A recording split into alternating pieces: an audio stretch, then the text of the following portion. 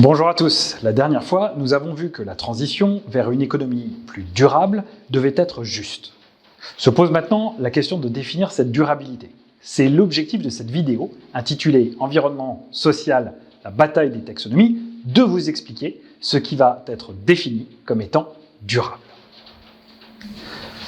Les taxonomies, comme système de classification de la finance durable, ont pour ambition de répondre de façon exhaustive et systémique à cette question.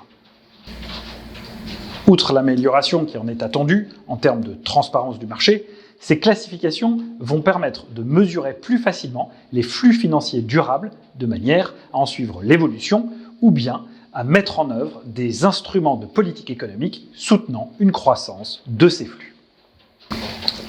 La gamme des objectifs possibles d'une taxonomie est large. Les taxonomies et définitions de la finance durable peuvent recouvrer différents objectifs environnementaux, depuis l'atténuation du changement climatique jusqu'à un ensemble plus complet d'objectifs comme par exemple l'adaptation au changement climatique, la protection de l'eau, l'économie circulaire, le traitement des déchets, la biodiversité ou d'autres. Elles peuvent également inclure ou au contraire ne pas prendre en compte des objectifs sociaux ou de gouvernance. Les taxonomies peuvent également comporter diverses couleurs. Par exemple, elles peuvent désigner des activités économiques ou des produits financiers qui sont d'ores et déjà alignés avec les objectifs environnementaux et qu'on pourrait alors considérer comme vert ou vert foncé. Alternativement, ou de manière complémentaire, les taxonomies peuvent désigner des activités qui, sans être encore vertes, sont en train de le devenir par transition, et on pourrait les qualifier de vert clair.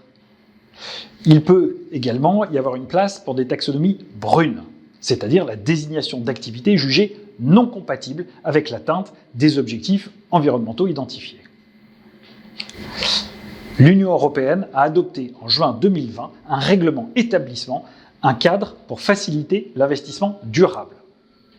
Ce règlement, généralement désigné sous le nom de règlement taxonomie, est la pierre angulaire du plan d'action de l'Union européenne pour la finance durable, dans la mesure où il est amené à nourrir diverses initiatives réglementaires en cours de développement, comme par exemple la norme européenne pour les obligations vertes, un écolabel européen pour les fonds d'investissement.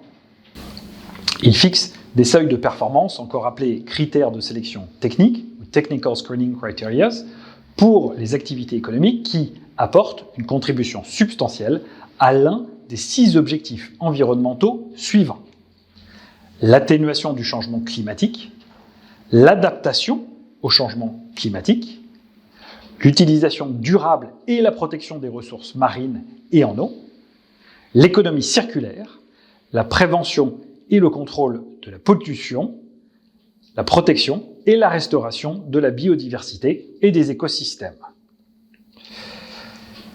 Ils ne doivent pas nuire significativement, le fameux DNSH, ou Do Not Significantly Harm, aux 5 autres objectifs.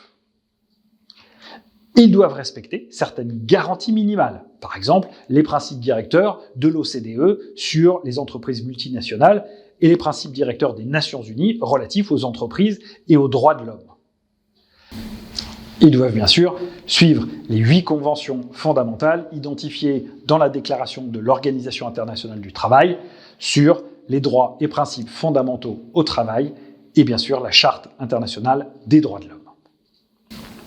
Pour les critères de sélection technique, le texte demande de prendre en compte la nature et l'ampleur de l'activité économique pour inclure éventuellement des activités habilitantes et transitoires et prendre en compte l'impact potentiel de telle ou telle classification sur le marché.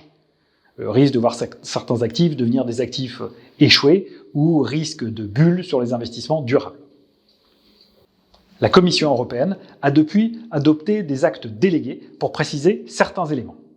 Il s'est agi de préciser comment les obligations d'information de la part des entreprises doivent être appliquées dans la pratique, en distinguant sociétés financières et non financières, de définir très précisément les critères techniques de sélection pour les activités qui contribuent substantiellement aux 6 objectifs précités, On a pu constater à cette occasion, autour des débats sur le nucléaire et le gaz notamment, à quel point ces sujets sont politiques.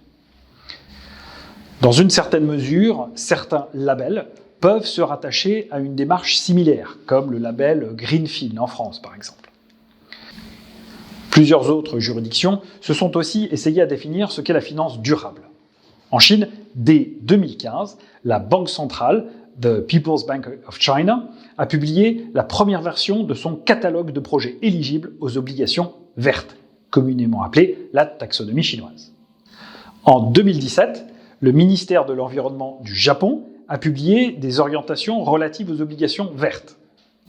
Quant aux Pays-Bas, ils ont adopté dès 1995 une approche réglementaire des prêts et fonds verts, le Green Fund Scheme. Plusieurs autres pays ont fait part de leurs intérêts pour les taxonomies de la finance durable, dont le Canada, le Kazakhstan et l'Indonésie parmi d'autres. Là aussi, la dimension politique n'est jamais loin. En imposant sa taxonomie aux autres, une juridiction influe de façon très directe sur les normes et préférences commerciales. C'est l'ambition de l'Europe, plus grand marché de consommation au monde, qui tente à orienter la demande des consommateurs. C'est aussi bien sûr l'objectif des Chinois du côté de l'offre. Voilà pour les taxonomies ou les classifications de ce qui est durable. On se retrouve très bientôt pour une nouvelle vidéo.